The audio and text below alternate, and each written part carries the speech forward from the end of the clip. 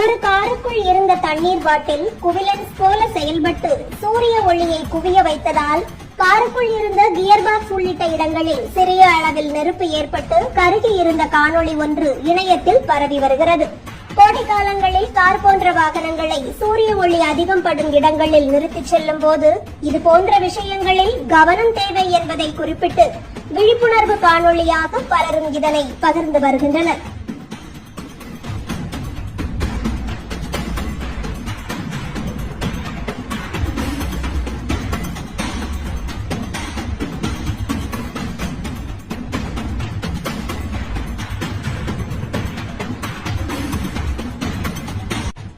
ஒரு காருக்குள் இருந்த தண்ணீர் பாட்டில் குவிலன்ஸ் போல செயல்பட்டு சூரிய ஒளியை குவிய வைத்ததால் காருக்குள் இருந்த கியர் பாக்ஸ் உள்ளிட்ட இடங்களில் சிறிய அளவில் நெருப்பு ஏற்பட்டு கருகி இருந்த காணொளி ஒன்று இணையத்தில் பரவி வருகிறது.